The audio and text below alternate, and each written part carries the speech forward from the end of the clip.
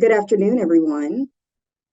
I'm happy to be joining a wonderful panel today. We're going to be talking about building social and political momentum for geothermal projects. A little bit about me. I have been with Chevron for 17 years, so I have quite a bit of oil and gas experience, mainly upstream and midstream. I joined the Chevron New Energies Group when it was established in 2021, and since then I've been focused on emerging technologies and innovation, with our primary focus being geothermal. So excited to join the panel today. We're going to talk about geothermal. So let's start off with giving a set of introductions. Let's start off with Matt. Hi, everyone. Thanks, Kimilia, and thanks to our hosts for inviting me and to my incredible fellow panelists. I'm excited to learn from you. I'm Matt Traldi. I'm the founder of Greenlight America. We're an independent nonprofit working to win local support for clean energy projects and get local approvals as a result.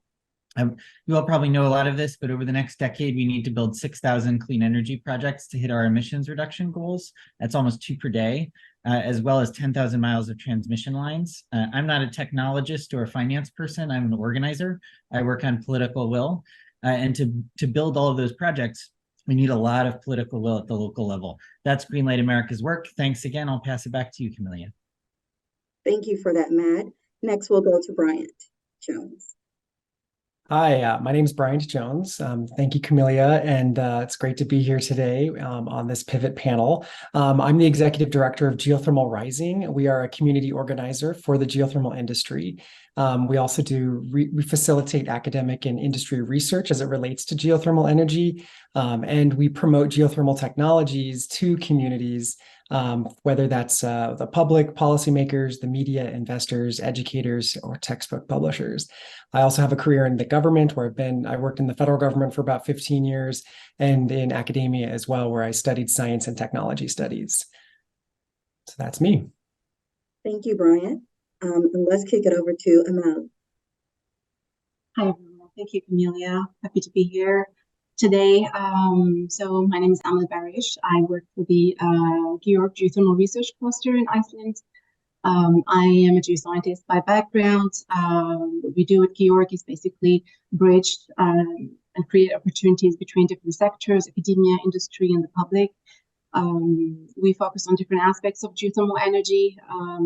It's research development, innovation, but also policy, and also social science research, which is part of why I'm here today. So yeah, so that's my introduction. Thank you. And last but certainly not least, let's have an introduction from Terra. Thanks, Kimilia. Similar to Matt, I have a lot of respect for my co-panelists here. I enjoy following all of your work, and I'm so thrilled to be here. So thank you for that. I am the program director for the Superhot Rock program at Clean Air Task Force. We are an environmental, non-governmental agency. We've been in operation for a little over 25 years. Our focus is primarily in technology solutions that are believed to be A, neglected, and B, impactful when it comes to decarbonizing our energy system.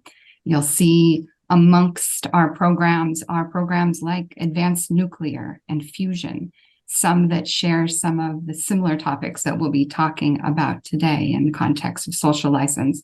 So this is far from new territory, but I am excited to have the conversation with each of these panelists. So thank you. Thank you, Terra. And, could not have picked a better segue. You mentioned social license. And so we'll definitely talk about that today. We'll touch on some public education initiatives.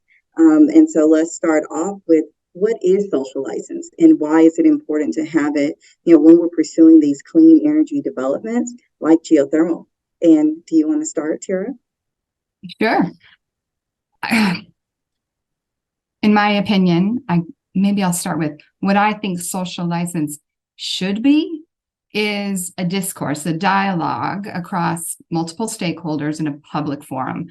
But what often happens, and what it where we have a common enemy in the battle of social license is our pea-sized attention span and the amount of airtime that we have to actually communicate very complex issues and opportunities that come with both risks and benefits. So finding our way to articulate, concise, succinct communication, as well as being aware of areas that are associated with an emotional response, being certain that you can communicate unbiasedly and completely, and also very quickly. So that's where I think social license struggles, but what I see it is, especially when it comes to projects like geothermal. Thank you, Terra.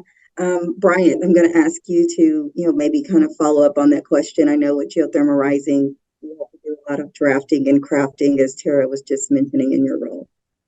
Yeah, social licensing to me is about building the psychological connection with the community to help them become more trusting of a technology. So it's something that all industries are challenged with and struggle with, and I don't think any industry has perfected it yet, but it's about building trust and credibility, transparency and legitimacy, also about trying to identify the shared values between a community and whatever industry we're talking about, in this case geothermal.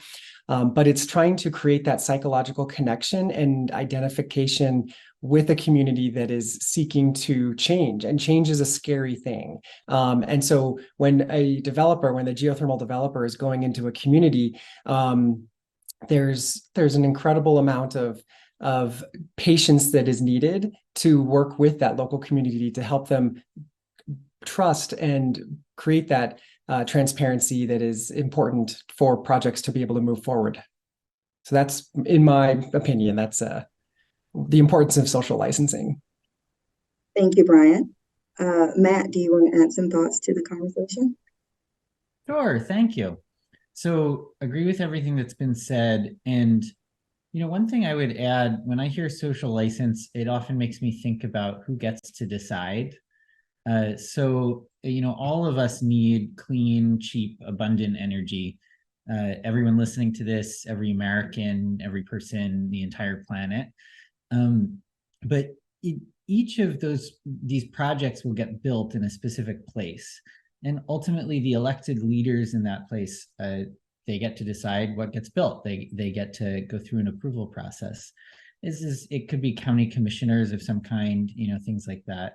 And they're going to decide based on the needs of their community, what the people who live there think, because, many of them are politicians. They're responsive to their constituents. They're always thinking about, their own community.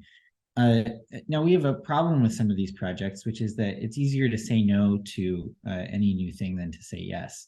There's a lot of status quo bias in any kind of political process. And there's another problem, which is that right now there are a lot of opponents to these projects. And there are a lot of people that don't want to see clean energy get built, don't want to see the clean energy transition.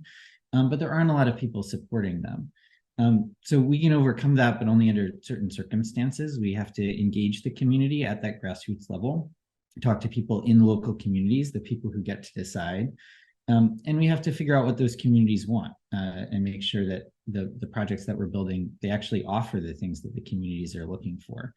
For a lot of these projects, that's mainly economics. The climate belongs to all of us. But the benefits that a specific community is going to get from a project in their county might be tax dollars, it might be a new school, it might be jobs, it's revitalization of that community. So going back to the question about social license, that to me is when communities want geothermal projects because they expect benefits from them, often economic benefits, and because we're able to tell the story of how they can benefit as often and as persuasively as they're hearing about all the reasons that they shouldn't want it or should have concerns. Great, thank you. This has been some really great thoughts. Amel, do you want to add as well? Yes, so the social license by nature, this is this intangible agreement, and it usually is, it doesn't have legal binding nature. So this implied consent between communities who are affected by certain development projects and the businesses, or sometimes in a wider scale, a whole industry that is trying to develop their projects. And it is very dynamic by nature. So this is something that is this relationship that you build together with the communities to reach trust, as Bryant mentioned. And you have to be consistent, and you have to be, master communication, as Terra also mentioned, and dialogue. And it needs to be continuous and timely. It is not an easy process. Even if it's intangible by nature, it can be very critical. So it can put in jeopardy projects, even if they have the legal and financial licenses. So this is something that, that we need to pour our attention towards, to basically also develop frameworks, because in the context of geothermal energy, it is very context dependent. It is also an industry that is not yet fully understood. There are many negative perceptions towards it, and education is the key. We might probably touch upon this in a bit, but we need to educate the people, but also be able to negotiate and to communicate and to invite people to co-produce and participate. So it has to be a two-way street, beyond the information, beyond the strict passive communications. So these are elements of part of it. Yeah, no, I think those comments are spot on. And as you just mentioned, the education is important. I think each of you mentioned just the importance of, public education, and each of you are also already involved in some of those activities. So when we think about, educating the public and, policymakers, what do we think we necessarily need to do for development to happen, right, in these communities? Are there any gaps that you've identified, or any major challenges? Kind of thinking about what can we do better to educate the public about opportunities in this space. And if you don't mind, I'll start with you, Amel. Yeah, sure. What we notice, geothermal as an industry is an emerging industry. It is still in its initial process of growth, and we have done a lot of work in terms of research development and technology. It is taking its path, but what we notice is that the regulatory, financial, but also and mainly social, is still lagging behind. So we need more research to understand the public perceptions around the world. It is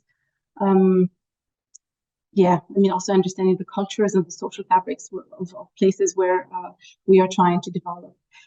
Education should happen at different levels, because social license is also a multi-level and multi-scale construct. So we need to educate the policymakers, we need to educate the children, we need to also involve the academics, educate the NGOs about the need for geothermal in the renewable energy mix. We're in this process of energy transition, so we're trying to position somehow geothermal as part of the solution, and we need geothermal diplomacy, definitely, because this, we might talk about it later, but the levels of stakeholders, they are mutually influencing each other. So whether it's the local stakeholders or the broader ones, policy levels, we need to target several groups and really tailor our educational messages towards them. Thank you for those additions. Matt, I'd like to get your thoughts. What are some of the challenges that you think we have? What can we maybe do better to educate the public about education in the space? Sure, it's a huge question, and the first thing that it makes me think of is we do face with geothermal projects and with clean energy in general, this need to differentiate, I guess I'd say, between legitimate community concerns that can come up for any kind of new project, and just frankly stuff that's made up, disinformation. I think we've all seen some stuff that's made up in this space. And, with one of the things that I'm a campaigner, as I mentioned earlier, that's my background. And so, really, I can share a few things that I've learned from campaigns over the years in terms of thinking about education. The first is that it's so important, particularly for that stuff that is made up, to not take the bait. We're probably all on this panel science-minded people who care about facts, and I would imagine that many of y'all in the audience are as well. That tends to be the type that is attracted to an event like this. But there's lots of research on this, and unfortunately, facts don't usually change people's minds. So instead of trying to respond to all of the crazy things that we hear, all of the crazy things people say, we have to keep talking about why these projects are good. We have to tell the story about the benefits that these projects will bring. And that's a real, it takes a lot of self-discipline. We want to respond, right? We want to respond to the craziest thing. So what does that mean we should stay focused on? Again, going back to the actual process of how these projects get approved, it is a local process in a lot of cases. It'll be local officials who are influenced by local residents. And so those benefits that the community will get, that really is the most important thing to educate people on, because if people really believe that their community is going to benefit, then we're in really, really good shape. And it can't be phony, just to state the obvious. It's not about, what the most poll tested message is or anything like that. It's the actual answer to the question: how will the community benefit? What will they get out of this project? That's the reason to do it. That's going to be the thing that it's most important that, everybody in the community and all of the local officials really understand. And that then it's something that will, of course, actually happen, because they'll remember whether or not the benefits that they expected, did in fact come through. This relates to a principle that's been tested time and time again in communications and campaigning. And I've heard it best captured by Anat Shenker-Osorio, who's a communications specialist. And she always says, sell the brownie, not the recipe. And so in terms of benefits, tax revenue or something like that, that's the recipe, right? It's very abstract. It's very step-by-step. The brownie is what a community can do with it. What's the benefit that, they're going to actually spend that revenue on a new school building, on a new fire truck, on, more resources for their fire department, on curbside trash pickup, whatever the case may be. And, if we don't know what they're going to do with it, we might not actually be able to describe the benefit that the project's going to bring to the community in the best possible way. So understanding what the community wants and will get, whatever that may be, that's where we're really getting somewhere in terms of how to educate the community about, again, what this geothermal project can do for them, can do for their community. Finally, the last thing I'd say on education is the messenger really matters. Find local messengers. Those are the people who are trusted. Those are the people who matter to the local officials, to their neighbors. If the community is getting a new school from the project, it only really matters if it's the school board president who's talking about how much of a difference that's going to make versus, us who don't live there, so to speak. So that's the last thing I'd say in education. It's about the benefits that the community will get, and it's about those local messengers who are really going to be believed. Thank you, Matt. I'd like to kick a question over to Bryant now. So many people might be aware of just lack of support for geothermal with Burning Man in Nevada. And so, Bryant, wanted to get your thoughts on a kind of a public education focus and what can maybe we do there to bridge that gap. I mean, I think it's a good example of of someone of Burning Man group who wants to see greener energy. But yet obviously is opposed to the way that we're going about it. So I want to get your thoughts here.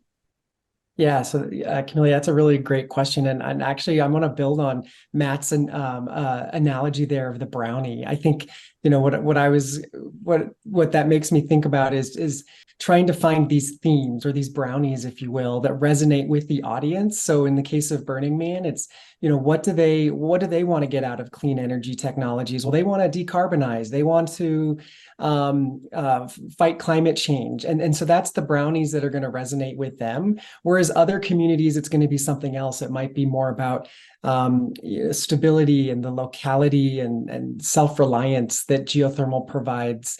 And in other communities, it's going to be about jobs. And especially as we move through this clean energy transition and we start seeing energy communities or communities that are traditionally oil and gas and have made their living on hydrocarbons, they don't want to be left behind in this transition. So how do you're going to have a different brownie or a different theme that you're going to use to communicate with those communities, because they're equally as important as the Burning Man community, and they're trying to maintain a lifestyle and a culture that they identify with. And so you're going to have these different themes, these different brownies, and one of the things that the geothermal community needs to be doing more of is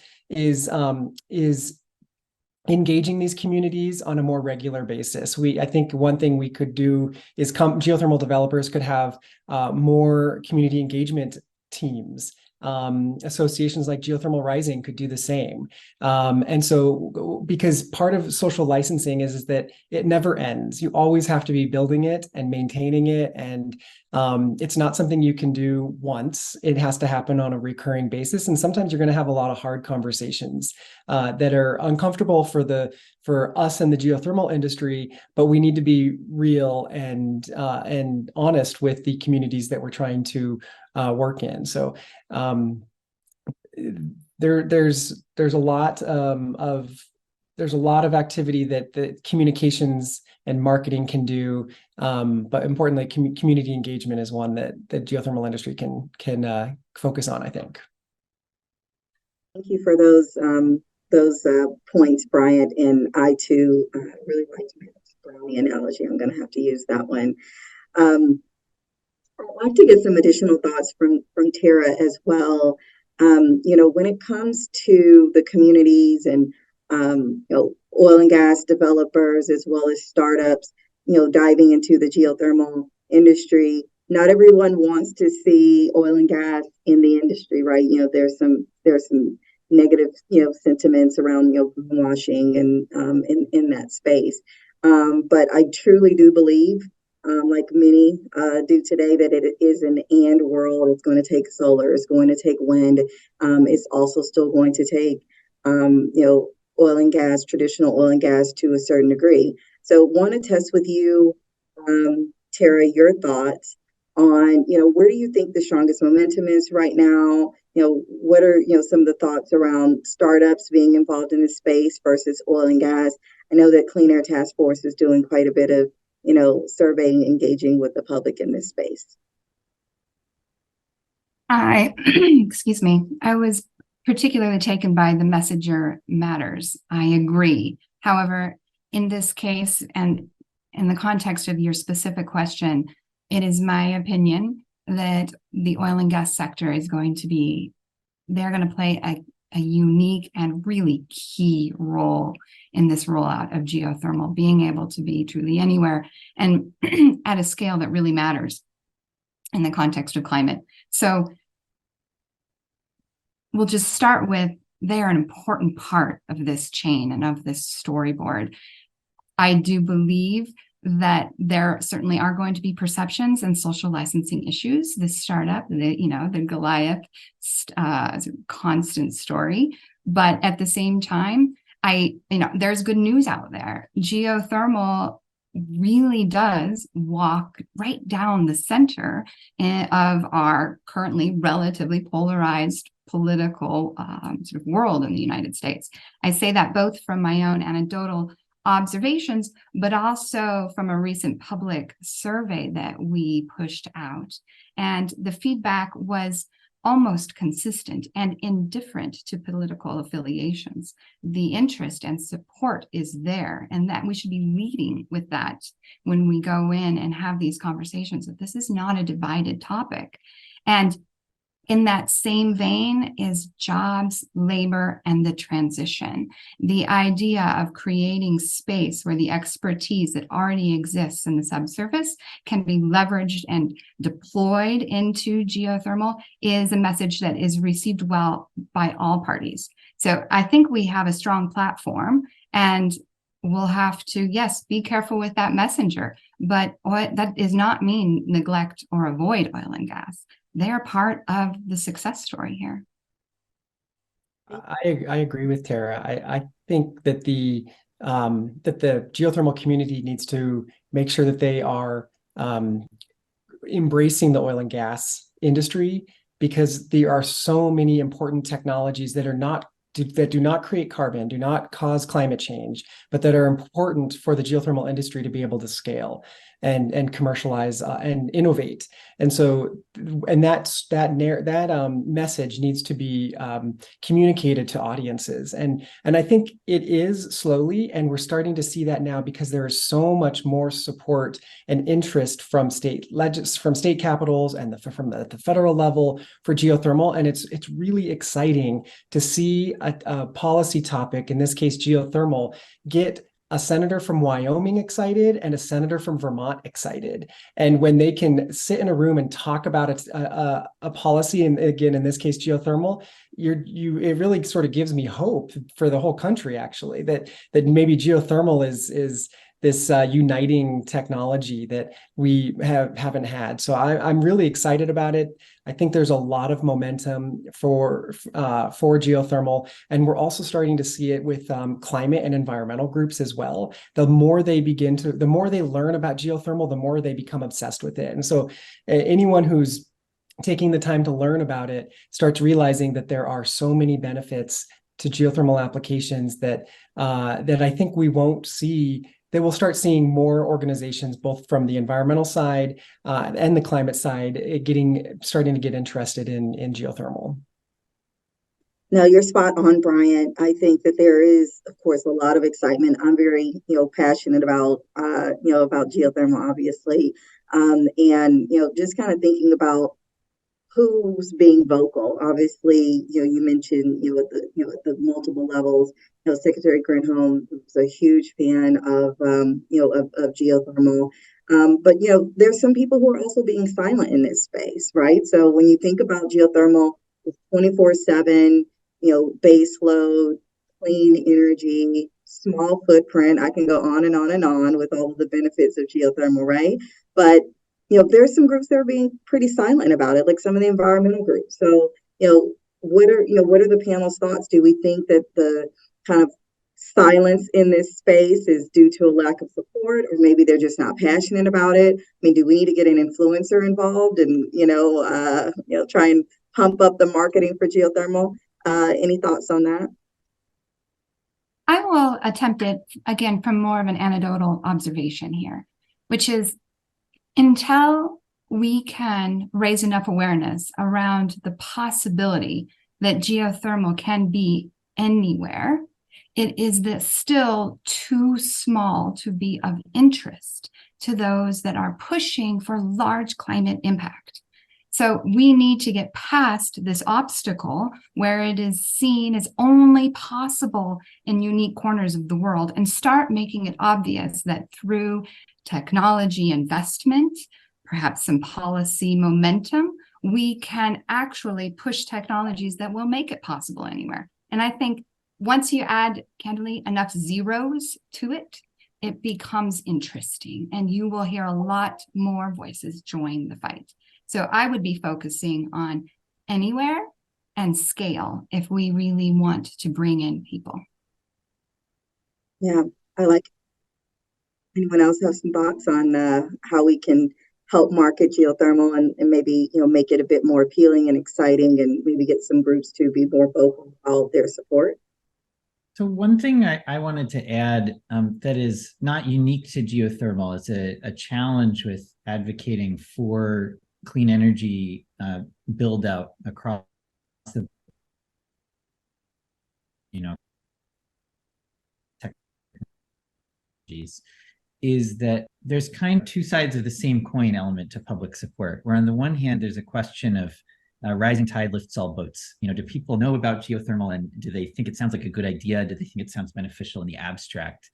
And we often find in polling and in message testing that clean energy is quite popular in the abstract. That people do feel strongly supportive of it. They think it's a really good idea. It's going to be cheaper over the long term. It's innovation. It's going to be American homegrown energy. All of those good things. But then at the same time, there are these specific projects and specific communities that all have kind of unique characteristics, and often that's where opposition comes from, is those unique characteristics. I had a project developer tell me a month or two ago that in his experience with project opposition, he said everything is downstream from aesthetics.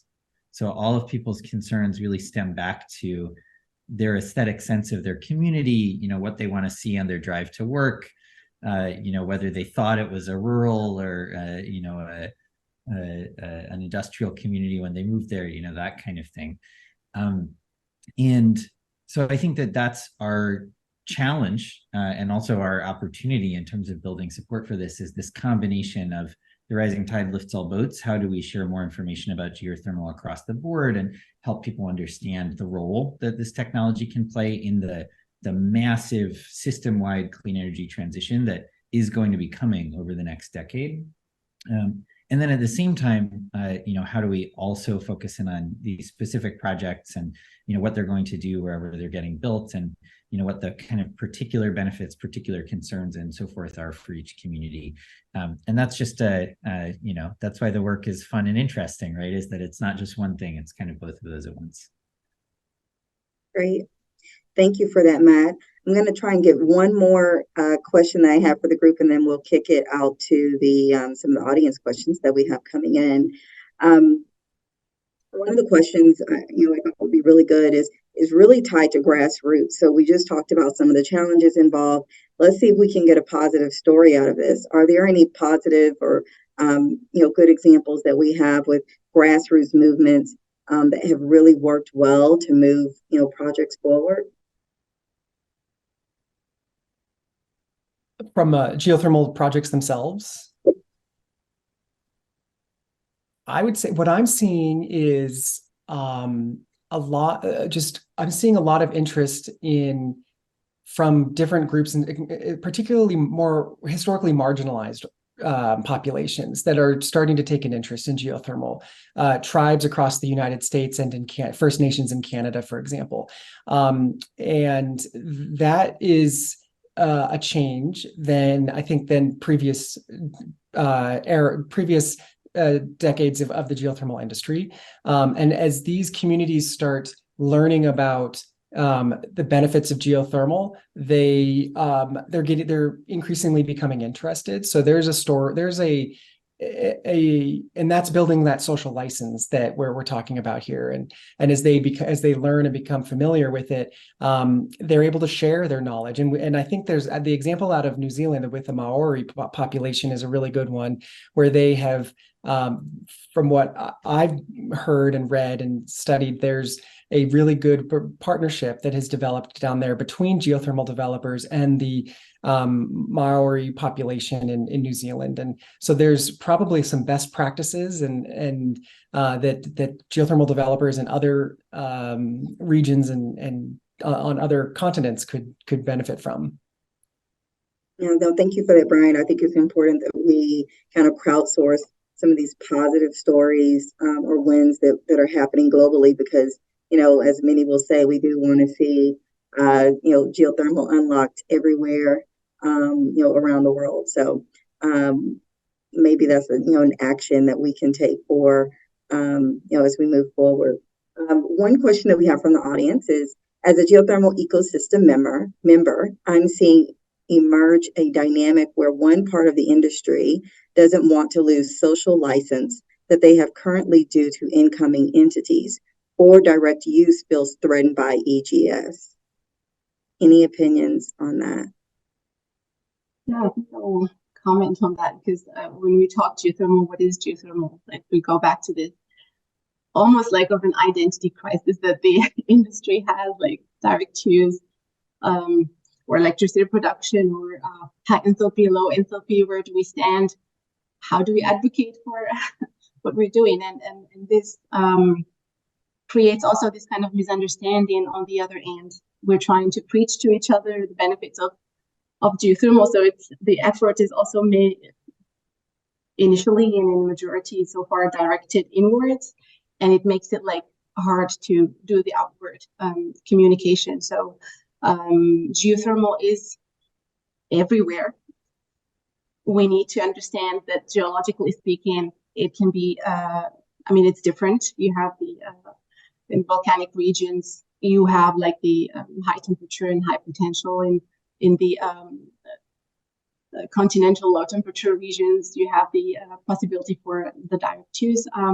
So we need to clarify and educate the public around the geology that is involved. I think science is important in this case, and we need to be able to communicate it clearly, and also to be supportive. Like the different groups have to be supportive of each other and not really compete for attention, because it's just what it is. Like you will have high enthalpy in certain zones, and you will have like more lower one in other places, and it's okay because it's very context dependent, and it needs to be part of the solution, the general solution, not the solution. And that's maybe the mindset that a lot of and not only like in geothermal, but also like generally when we speak about energy transition, this is a combination of solutions, which include geothermal, which include the other renewables, which include the carbon capture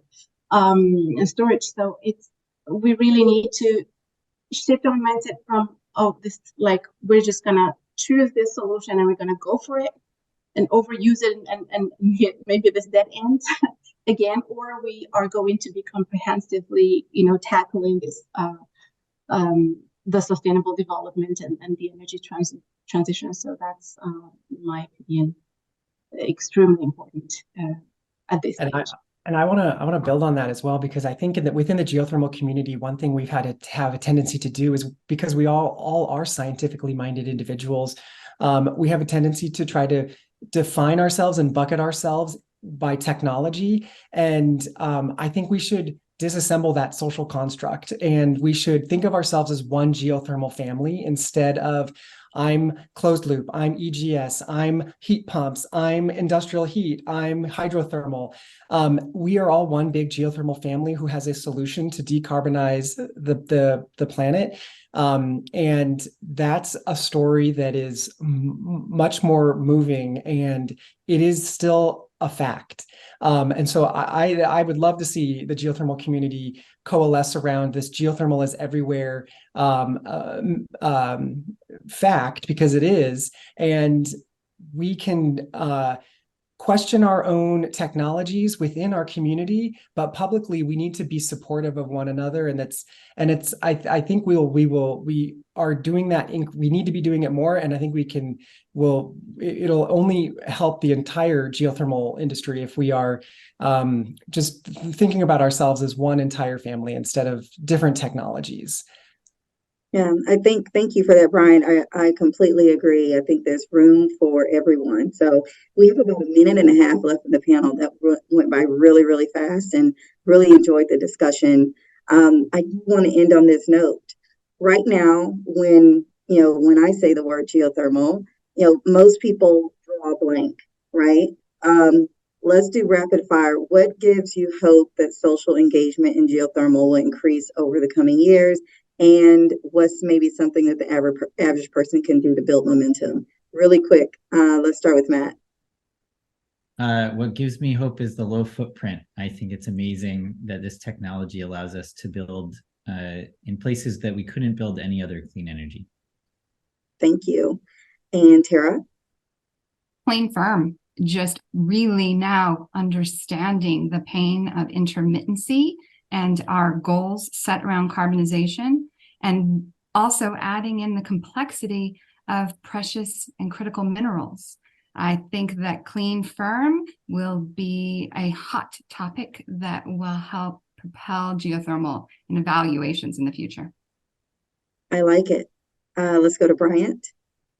I'm going to say jobs, jobs, jobs. Geothermal is creating jobs of local communities and helping local communities become resilient and helping the larger economy become more resilient for some of the mineral things that Terra just mentioned, as well as many others. And Amel, we're about to run out of time. Versatility, diversity of applications. I think it makes a difference. So yeah, definitely that. Thank you. Well, thank you everyone for joining us today. I've really enjoyed the discussion and hopefully you have too. There's so much to do in this space to build social and political momentum.